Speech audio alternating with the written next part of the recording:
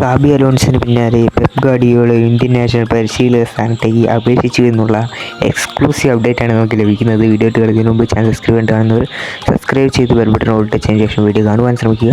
അപ്പോൾ നമുക്ക് നേരെ വീഡിയോ കിടക്കാം. ഒരു കാര്യം കൂടി പറയട്ടെ, നിങ്ങളിലേക്ക് സത്യമുള്ള വാർത്തകൾ എത്തിക്കാനാണ് നമ്മൾ ശ്രമിക്കുന്നത്. അതിനിടയിൽ നമുക്ക് ചില തെറ്റുകൾ പറ്റിയേക്കാം. പക്ഷേങ്കിൽ ചാനൽ നിങ്ങൾക്ക് അപ്ഡേറ്റുകൾ താല്പര്യമുണ്ട് കേൾക്കാനെങ്കിൽ മാത്രം നിങ്ങൾ ചാനൽ സബ്സ്ക്രൈബ് ചെയ്യുക എന്ന് ഞാൻ ഓർമ്മപ്പെടുത്തുകയാണ്.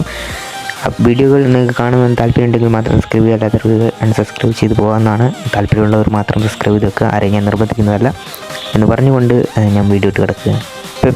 പെപ്പ് ഗാർഡിയോളയും ഇന്ത്യൻ നാഷണൽ പരിശീലക സ്ഥാനത്തേക്ക് അപേക്ഷിച്ചു എന്നുള്ള ഒരു വാർത്തയാണ് നമുക്ക് ലഭിക്കുന്നത്. എന്നാൽ അത് ഒരു ഫേക്കായിട്ടുള്ള ഒരു വാർത്തയാണ്.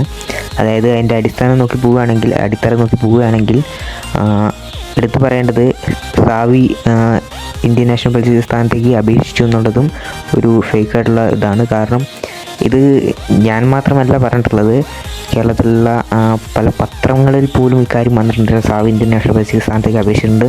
പണമില്ലാത്തത് കൊണ്ട് ഇന്ത്യൻ നാഷണൽ ടീം അദ്ദേഹത്തെ എടുക്കാതെ പോയതാണെന്ന് പറഞ്ഞിട്ടുണ്ടായിരുന്നു.